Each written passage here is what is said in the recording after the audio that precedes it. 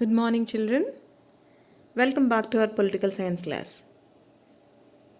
In our political science class, we are discussing about the working of institutions, children.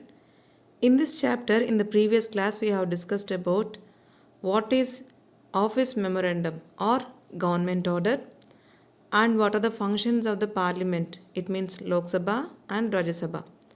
How the politicians they take the decisions in different issues also we have discussed in the previous class. And in today's class, we are going to discuss about the functions of the judiciary and the powers of the president and prime minister. Powers of the president, prime minister, and functions of the judiciary. So let's go. Students, most important decisions are made in cabinet meetings. Due to this reason, parliamentary democracy is also known as cabinet form of the government. All ministers are supposed to honor decisions of the cabinet. The Prime Minister has several powers as the head of the government. He also chairs the cabinet meetings and assigns the work to the other ministers. He also has the power to dismiss ministers. If the Prime Minister resigns, the entire ministry is supposed to have to resign. The cabinet is the most powerful institution in India, and the Prime Minister is the most powerful member in the cabinet. Recently, the power of the Prime Minister has increased so much that parliamentary democracies are sometimes called the prime ministerial form of government. Due to the major role of the political parties in politics, as the Prime Minister can control the cabinet and parliament through the party, the powers are concentrated on the Prime Minister. Earlier, Prime Ministers like Jawaharlal Nehru and Indira Gandhi exercised a lot of authority and power as they had a lot of influence over the public. Due to the coalition politics of recent times, the power of the Prime Minister has been somewhat limited. The Prime Minister has to consider the views of different partners in the coalition. This is because their support is important for the survival of the government. The President. The President is the head of the state and has nominal powers. The President supervises the overall functioning of all the political institutions in the country to achieve the objectives of the state. The President is not directly elected by the people.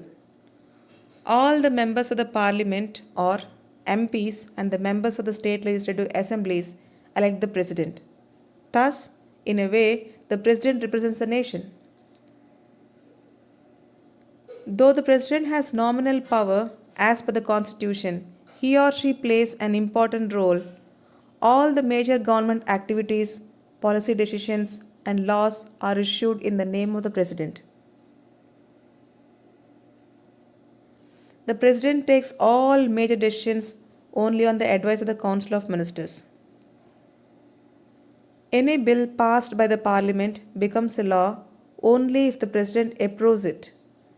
If the President once he or she can delay it and then send it again to the Parliament. If the Parliament passes the bill again, the President has to sign it.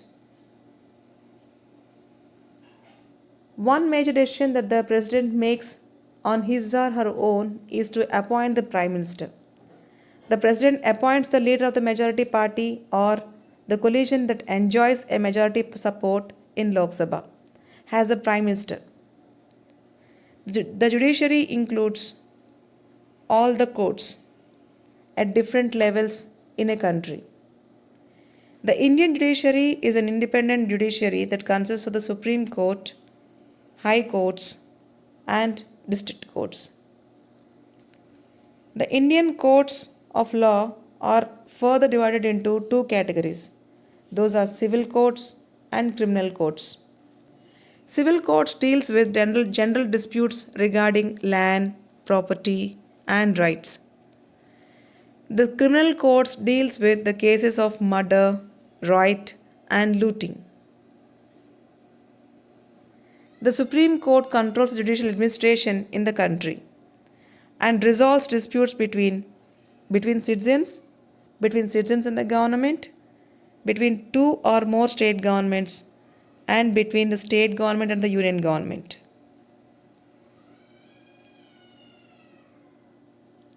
The Indian judiciary is known for being independent from the legislature and the executive, and is also non-partisan. It will not show any partiality among any cells.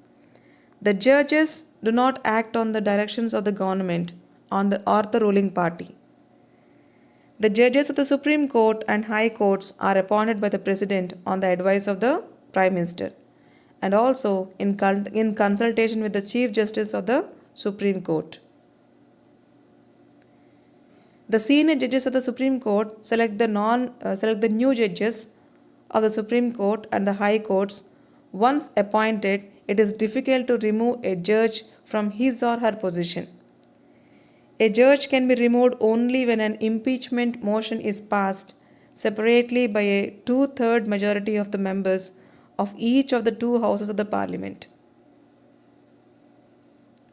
The Supreme Court and the High Courts have the powers to interpret the Constitution.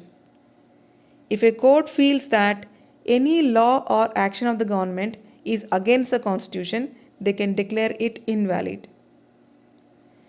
After the judicial review, the courts can determine the constitutional validity of any law or action of the government. However, the Supreme Court has also ruled that the basic principles of the Constitution cannot be changed by the Parliament. It acts like a guardian of the fundamental rights. The Indian judiciary is independent in the appointments and removal of the judges and in the execution of its powers. Anyone can approach the courts if public interest and human rights are affected by the actions of the government. This is called a public interest litigation. This way, the judiciary keeps the government and its officials in check. Due to this reason, people have a high level of confidence in the judiciary. So, with this, I conclude this chapter, children. Thank you. Have a nice day.